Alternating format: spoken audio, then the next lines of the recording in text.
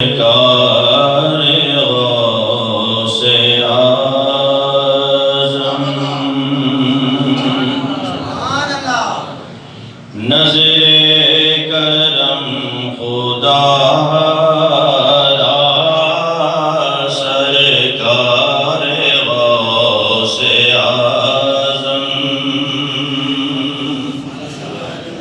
نظر کرم خدا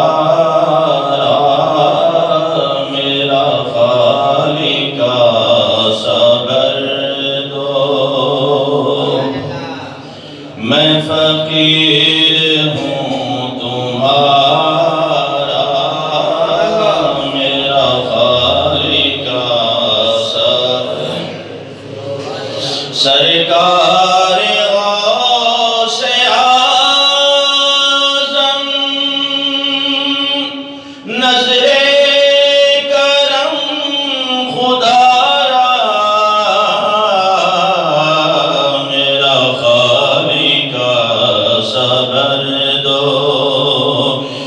فقیر ہوں تمہارا میرا خالق صبر دو مولا علی کا صدقہ گنج شکر کا صدقہ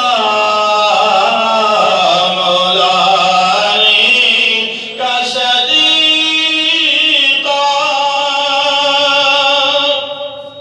گنج شکر کا صدقہ میری لاج رکھ لو یا غوث میں مرید ہوں تمہارا میری لاج رکھ لو یا غوث میں فقیر ہوں تمہارا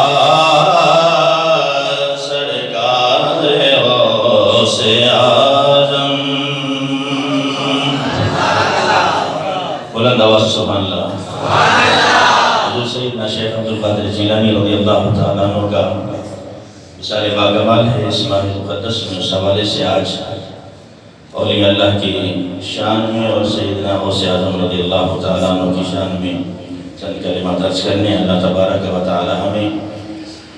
اولیاء اللہ کی صحبت اور ان کی تعلیم پر عمل پیرا ہونے کی توفیق عطا فرمائے سب کا کوئی نہ کوئی دنیا میں آسرا ہے سب کا کوئی نہ کوئی دنیا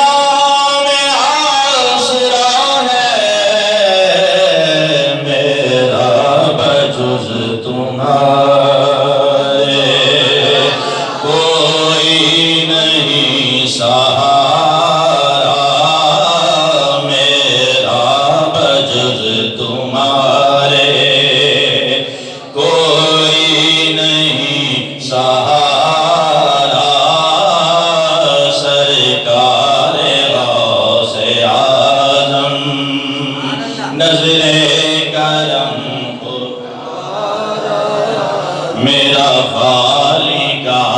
صبر دو میں فقیر ہوں تمہارا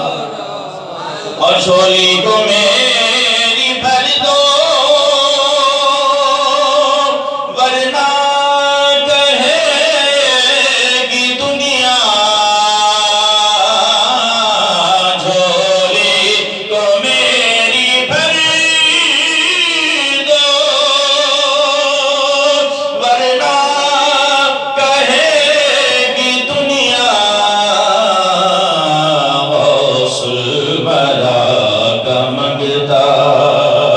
پھرتا ہے مارا مارا ایسے سخی کا منگتا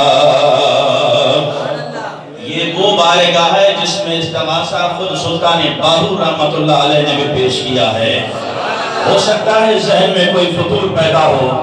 ذہن میں کوئی اعتراض پیدا ہو کہ اللہ کے علاوہ پتہ نہیں کس کی مدد طلب کر رہے ہیں۔ ہم نے یوں ہی عقیدہ نہیں من گھڑت بنا لیا، ہمیں عقیدہ ملا ہے تو اللہ والوں سے ملا ہے، صحابہ کرام سے ملا ہے۔ سن فریاد پیران یا پیرا، یہ سلطان باہو رحمت اللہ علیہ نے بھی اس بارگاہ میں دست سوال دراز کیا ہے، میری اور آپ کی حیثیت کیا ہے، میری اور آپ کا مقام کیا ہے۔ جہاں وہ اللہ کا ولی جس کے پاس ایک شخص آ جائے کہ مجھے فلاں نے بھیجا ہے، اس نیت سے آ جائے کہ کوئی یہاں سے مل جائے، وہ دیکھتا ہے کہ یہ خود ایک دھوتی باندھ کے اور بدن پہ قمیض بھی نہیں ہے، خود ہل چلا رہا ہے، یہ تو خود مجھے ایک کسان لگتا ہے، مجھے کیا دے گا، مجھے کیا عنایت کرے گا۔ جب وہاں سے واپس جانے لگا، سلطان باہو رحمت اللہ علیہ نے فرمایا بتاؤ کس لیے آئے تھے؟ کہا جس غرض سے میں آیا تھا، جس غرض سے میں آیا تھا وہ غرض میں نے آپ کے اندر نہیں پائی، جس کام کے لیے میں آیا تھا میں تو کچھ طلب کرنے آیا تھا، مجھے فلاں نے بھیجا ہے، لگتا ہے مجھ سے زیادہ غریب آپ نظر آ رہے ہو، اس لیے میں واپس پلٹا۔ سلطان باہو رحمت اللہ علیہ فرماتے ہیں جس نے بھیجا ہے ٹھیک ہے، بتاؤ تمہیں کیا چاہیے، بتاؤ تمہیں کیا چاہیے۔ یہ طاقتیں، یہ تصرف عزیزان محترم، ہمارا عقیدہ کوئی من گھڑت نہیں ہے۔ ہم نے جب بھی عقیدہ بیان کیا الحمدللہ ڈکے کی چوٹ پہ بیان کیا، اور یہ نظریہ ہمیں صحابہ کرام رضوان اللہ تعالیٰ عنہ سے ملا۔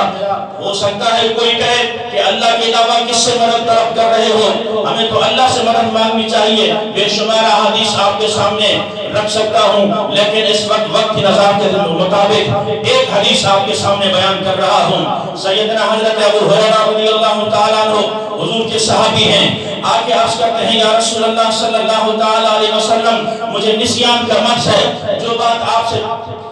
سنتا ہوں وہ بھول جاتا ہوں، میرے دماغ میں نہیں رہتی، یا رسول اللہ صلی اللہ تعالیٰ علیہ وسلم میرے اس نسیان کا علاج فرمائیے، کہیے سبحان اللہ۔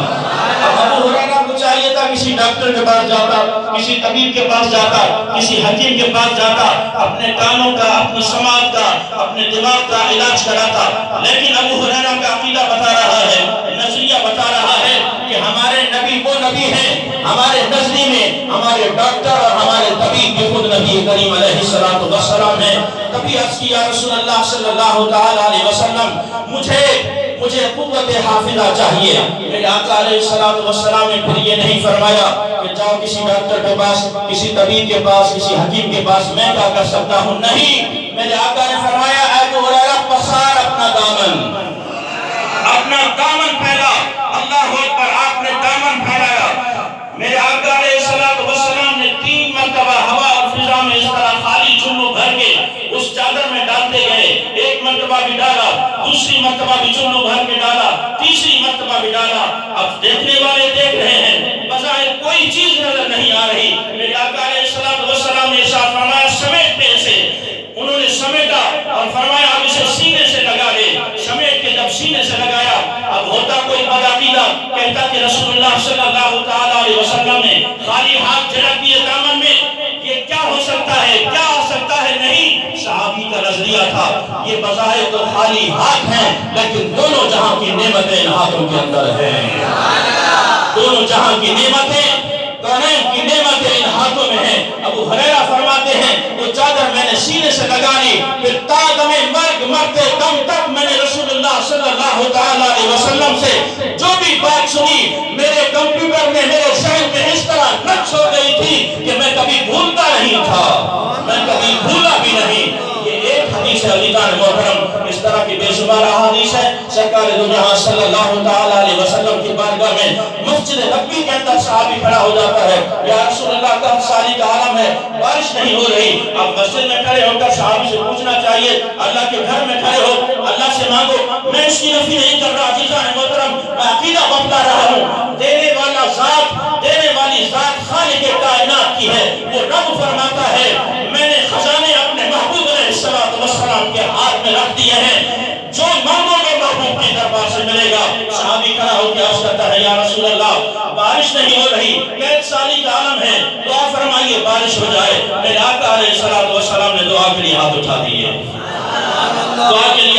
اٹھا لیے. اللہ اکبر. صحابہ کا نظریہ دیکھیے. منبر رسول پہ میرے آقا تشریف فرما ہے. ابھی دعا ختم نہیں ہوتی. صحابی کہتے ہیں دعا سے پہلے آسمان پر کوئی بادل کا ایک ٹکڑا تک نہ تھا. یہاں رحمت والے ہاتھ اٹھتے گئے, بادل وہاں سے جمع ہوتے گئے, بادل جمع ہوتے گئے, بادل جمع ہوتے گئے. یہاں رسول اللہ صلی اللہ تعالی علیہ وسلم منبر سے نیچے تشریف نہیں لائے تو بارش برسنا شروع ہو گئی, رحمت کمی برسنا شروع ہو جاتا ہے. اب وہ ایک دن نہیں برسا, 2 دن نہیں برسا, ہفتے کے دن بھی برستا رہا, اتوار کے دن بھی برستا رہا, پیر کے دن بھی برستا رہا, منگل کے دن بھی برستا رہا, بدھ کے دن بھی برستا رہا, جمعرات کو بھی برستا رہا. پھر اگلا جمعہ آ جاتا ہے, مینہ برس رہا ہے, رحمت برس رہی ہے. پھر صحابی کھڑا ہو جاتا ہے. ارے میں پوچھنا چاہتا ہوں, رحمت برسانے والی ذات خالق کائنات کی ہے, مینہ برسانے والا خود خالق کائنات ہے, لیکن قربان جاؤں رب کائنات کی اس ادا پر جب خود برساتا ہے اپنی مرضی سے, جب چاہے برسائے, جب چاہے بند کرے. لیکن یہاں مانگا ہے محبوب علیہ السلام نے,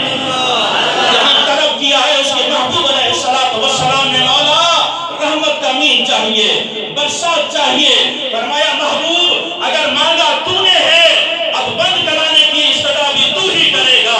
بند کرانے کے لیے دعا بھی تو ہی کرے گا. اگلا جمعہ آ جاتا ہے, پھر وہی صحابی کھڑا ہو جاتا ہے, یا رسول اللہ مکان کچے ہیں وہ گر رہے ہیں, دعا فرمائیے مدینہ شہر کے اندر بارش رک جائے, شہر کے ارد گرد برستی رہے.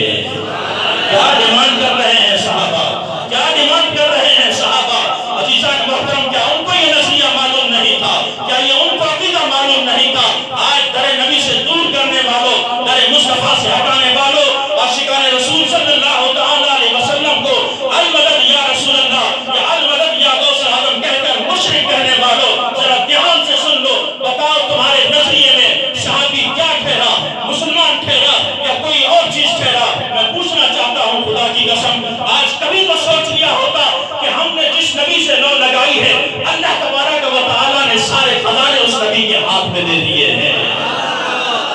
اور پھر یہ خزانے گنبد خضرا سے خیرات تقسیم ہوتی ہوتی صحابہ کرام اولیاء اللہ کے پاس پہنچی ہے. تو میں عرض کر رہا تھا, سلطان باہو رحمۃ اللہ علیہ فرماتے ہیں مانگ کس لیے آیا ہے, کیا چاہیے؟ عزیزان محترم, اس نے کہا میں مانگنے تو کچھ آیا تھا دولت, کیونکہ میں بہت غریب ہوں, مجھے آپ کا پتہ دیا گیا, لیکن میں کیا دیکھ رہا ہوں کہ آپ خود غریب مجھ سے نظر آ رہے ہیں, دہقان لگ رہے ہیں, کسان لگ رہے ہیں. اللہ اکبر. سلطان باہو رحمۃ اللہ علیہ, عزیزان محترم, تاریخ میں آتا ہے سلطان باہو رحمۃ اللہ علیہ کا دریا رحمت جوش میں آتا ہے. ارے جنہیں اللہ تبارک و تعالیٰ نے تصرف عطا کیا ہو, بعض روایت میں آتا ہے عزیزان محترم, سلطان باہو رحمۃ اللہ علیہ ارشاد کرنے کے بعد استنجا فرمانے لگے. استنجا جس ڈھیلے سے کیا ہے سلطان باہو رحمۃ اللہ علیہ نے کھڑے کھڑے آپ فرماتے ہیں اس طرح ڈھیلا جب اس کھیتی میں پھینکا ہے وہ ساری کھیتی سونے کی ہو جاتی ہے. فرمایا اٹھا لو جتنا اٹھانا ہے, ہمیں ان چیزوں سے کوئی ضرورت نہیں ہے, ہم دنیا کو تسلیم نہیں کرتے, نہ ہمیں کسی سونے کی ضرورت ہے نہ چاندی کی ضرورت ہے. ہمارا لباس دیکھ کے ہم پر اعتراض کرنے والوں, حضرت ذوالنون مصری رحمۃ اللہ علیہ بحری جہاز میں سفر کر رہے ہیں. عزیزان محترم, کسی ایک پڑھے لکھے, بہت ہی پڑھے لکھے آدمی کا بٹوا جیب سے گر جاتا ہے. اب سارے حیران ہیں, پینٹ شرٹ. تو انہوں نے جب دیکھا کہ سلطان حضرت ذوالنون مصری رحمۃ اللہ علیہ جو پراگندہ حال, لمبے بال, پھٹے پرانے کپڑے, جو اولیاء اللہ کا ایک لباس ہوتا ہے, طریقہ کار ہوتا ہے. اب سامنے جب دیکھا گیا, ہر بندہ امیر نظر آ رہا ہے, امیر تو نہیں اٹھائے گا. حضرت ذوالنون مصری رحمۃ اللہ علیہ پر نگاہ سب کی جاتی ہے, ہمیں لگتا ہے کہ بٹوا اسی نے اٹھایا ہے, اس کی حالت بتا رہی ہے بٹوا اسی نے اٹھایا ہے. عزیزان محترم, یہاں حضرت ذوالنون مصری رحمۃ اللہ علیہ کی طرف جب لوگوں نے نگاہ کی, حضرت ذوالنون مصری رحمۃ اللہ علیہ اپنے دل کے اندر پانی پانی ہو جاتے ہیں. میرے مولا, میں نے ساری زندگی تیری وحدانیت کا اقرار کیا, میں ساری زندگی تیری وحدانیت کی تبلیغ کرتا رہا, میں کروٹ کروٹ تیرا نام لیتا رہا, تیرے محبوب علیہ السلام کا نام لیتا رہا. آج دنیا دار میری طرف نگاہ کر رہے ہیں کہ شاید یہ بٹوا اسی نے اٹھایا ہے. میرے مولا, میری عزت کی لاج رکھ لے, میری عزت کی لاج رکھے. ارے جسے اللہ تبارک و تعالیٰ کا قرب حاصل ہو جائے, جسے اللہ کا ایک قرب ہوتا ہے عام, نحن اقرب الیہ من حبل الورید, یہ رب تعالیٰ کا قرب عام ہے کہ ہر بندے کی شہرت سے بھی زیادہ میرا رب قریب ہے, ہر بندے کی شہادت سے بھی زیادہ میرا رب قریب ہے، لیکن ایک قرب ہوتا ہے قرب خاص۔ وہ خاص قرب جو ہے وہ اللہ والوں کو ملتا ہے، اور پھر وہ اللہ والوں کو قرب خاص کس طرح ملتا ہے؟ کیا ساری زندگی ڈھول ڈماکے بجانے سے ملتا ہے، لمبے لمبے بال رکھنے سے ملتا ہے؟ نہیں عزیزان محترم، وہ قرب خاص یتقرب الی بالنوافل، میرا رب فرماتا ہے، حدیث قدسی ہے، سرکار دو جہاں صلی اللہ تعالی علیہ وسلم فرماتے ہیں، فرائض ادا کرنے کے بعد جب بندہ رب کی بارگاہ میں سر و سجود ہونے کے لیے اللہ اکبر کہتے ہوئے نوافل کی نیت کرتا ہے، بس جتنے نوافل پڑھتا جاتا ہے رب تعالیٰ اس کے قریب ہوتا جاتا ہے۔ یہ نہیں کہ نہ فجر کی نماز کا پتہ، نہ ظہر کی نماز کا پتہ، نہ عصر کی نماز کا پتہ، لگتا ہے بیچ سب کا کوئی نماز فرض ہی نہ ہو، اور پھر بڑے بڑے گڑے ڈال کر بڑی بڑی انگوٹھیاں ڈال کے وہ دعویٰ کرے مجھ سے زیادہ طاقتور کون ہو سکتا ہے۔ عزیزان محترم، حدیث مصطفیٰ صلی اللہ تعالی علیہ وسلم ہے، میرے آقا علیہ السلام نے ارشاد فرمایا، پوچھا گیا یا رسول اللہ صلی اللہ تعالی علیہ وسلم اللہ والے کون ہیں؟ میرے آقا فرماتے ہیں اذا ذکر اللہ، اللہ والے وہ ہیں جن کا چہرہ تکتے ہی اللہ یاد آ جائے، جن کا چہرہ تکتے ہی اللہ یاد آ جائے۔ میرے آقا علیہ السلام ارشاد فرماتے ہیں قیامت کا دن ہوگا، کچھ لوگ آئیں گے جن کے چہروں سے نور ٹپک رہا ہوگا، کہیے سبحان اللہ، جن کے چہروں سے نور ٹپک رہا ہوگا، جن کے لیے نورانی ممبر بچھائے جائیں گے، انبیاء رش کر رہے ہوں گے، مولا یہ کون لوگ ہیں جو ان سے اتنی محبت کر رہا ہے؟ اتنے نورانی چہرے، قیامت کے دن ہر بندہ نفسا نفسی کے عالم میں ہوگا، یہ بے خوف بے خطر نظر آ رہے ہیں، چہرہ نور علی نور نظر آ رہا ہے۔ میرے آقا علیہ السلام فرماتے ہیں آواز آئے گی، یہ میرے وہ بندے ہیں جو دنیا میں اگر کسی سے محبت کرتے تھے تو بھی اللہ کے لیے کرتے تھے، اگر کسی سے تعلق توڑتے تھے تو بھی اللہ کے لیے توڑتے تھے، یعنی اللہ والے لوگ ہیں، اولیاء اللہ ہیں۔ تو عزیزان محترم پتہ چلا اللہ اولیاء اللہ وہ ہوتے ہیں جن کو اللہ تبارک و تعالیٰ کا قرب خاص ملتا ہے۔ قرب خاص جب مل جائے تو حضرت ذوالنون مصری رحمۃ اللہ علیہ دعا کرتے ہیں مولا اب بھرے پورے جہاز میں میری رسوائی ہو رہی ہے، میں تیرا گنہگار بندہ، میں نے ساری زندگی تیرا نام لیا ہے، کروٹ کروٹ تجھے یاد کیا ہے۔ آج بھی عزیزان محترم ہر دنیا دار کی اگر انگلی اٹھتی ہے تو اللہ والے پر اٹھتی ہے، اگر کسی میں دم خم ہے تو کسی سردار کے خلاف بول کر دکھاؤ، کسی میر کے خلاف بول کر دکھاؤ، کسی وڈیرے کے خلاف بول کر دکھاؤ، لیکن عزیزان محترم آج ہماری زبانیں کھلتی ہیں، ہماری انگلیاں اٹھتی ہیں تو اللہ والوں کے خلاف اٹھتی ہیں، اولیاء اللہ کے خلاف اٹھتی ہیں، اس لیے کہ آج ہمارے ایمان کمزور ہوئے، ہم نے اتنے کمزور تعلق جوڑا، ہم نے اتنا کمزور ناطہ رکھا، ہم نے فوراً وہ ناطہ کسی کے خلاف سنتے ہی خود توڑ دیتے ہیں کہ ہمارا اس سے تعلق نہیں۔ نہیں عزیزان محترم، اگر کسی اللہ والے سے تعلق جوڑا ہے ڈٹ کر کھڑے ہو جاؤ، میری زندگی تو جان سکتی ہے لیکن اس کی عزت اور آن پر کوئی حرف آنے نہیں دوں گا۔ تو عزیزان محترم حضرت ذوالنون مصری رحمۃ اللہ علیہ فرماتے ہیں مولا میری لاج اب تیرے ہاتھ میں ہے، دنیا داروں نے میری طرف رخ کر لیا ہے، مجھے کیا اس دنیا سے، مجھے کیا بٹوے سے، مجھے کیا دولت سے، قربان جاؤ اللہ تبارک و تعالیٰ پھر کیسے عزت رکھتا ہے۔ حضرت ذوالنون مصری رحمۃ اللہ علیہ فرمایا ذوالنون بولنا تیرا کام ہے، بول دے ان دنیا داروں سے، اس دریا کو سمندر کو حکم کرنا تیرا کام ہے، ساری مچھلیاں اگر سونے کی سوئیاں لے کر سونے کے بٹوے لے کر منہ میں تیری بارگاہ میں حاضر نہ ہوئی تو مجھے رب نہ کہنا۔ حضرت ذوالنون مصری رحمۃ اللہ علیہ پھر التجا کرتے ہیں اے دریا کی مچھلیوں، اے دریا کی مچھلیوں، اے سمندر کی مخلوق، حاضر کر دو جو تمہارے پیٹوں کے اندر ہے۔ دیکھنے والوں نے دیکھا عزیزان محترم کچھ دور پہلے جو ذوالنون مصری کو چور کہہ رہے تھے، ڈاکو کہہ رہے تھے، انہوں نے خود نگاہوں سے دیکھا حضرت ذوالنون مصری رحمۃ اللہ علیہ کے کہنے پر تمام مچھلیوں نے منہ باہر نکال کر، کسی کے منہ میں سونے کی انگوٹھی ہے، کسی کے منہ میں سونے کی سوئی ہے، تو عزیزان محترم انہیں پتہ چلا کہ ہم نے کس سے پنگا لے لیا ہے، ہم نے کس کے خلاف بول دیا ہے۔ الا ان اولیاء اللہ لا خوف علیہم ولا هم يحزنون، یہ وہ لوگ ہیں لا تبدیل لکلمات اللہ، اللہ تبارک و تعالیٰ نے ان کو وہ طاقت اور تشرف دی ہے۔ عزیزان محترم، زبان سے نکالنے کی دیر ہے، رب تعالیٰ قبول فرما لیتا ہے۔ اس کے بعد حضرت ذوالنون مصری رحمۃ اللہ علیہ سے جب لوگ معافی مانگنے لگے کہ حضرت ہمیں معاف کر دیجیے، ہمیں پتہ نہیں تھا، حضرت ذوالنون مصری رحمۃ اللہ علیہ فرماتے ہیں دور ہو جا مجھ سے۔ آپ نے چھلانگ لگائی اور دریا پر ایسے بیٹھ جاتے ہیں جیسے کسی نے مصلی بچھا دیا ہو، جیسے کسی نے مصلی بچھا دیا ہو۔ سب کا کوئی نہ کوئی دنیا میں آسرا ہے، میرا بجز تمہارے کوئی نہیں سہارا، سرکار غوث اعظم جھولی کو میری بھر دو، ورنہ کہے گی دنیا، جھولی کو میری بھر دو، ورنہ کہے گی دنیا، غوث برا کا منگتا پھرتا ہے مارا مارا، ایسے سخی کا منگتا پھرتا ہے مارا مارا، سرکار غوث اعظم۔ اللہ تبارک و تعالیٰ میں اولیاء اللہ کے نقش قدم پر چلنے کی توفیق عطا فرمائے۔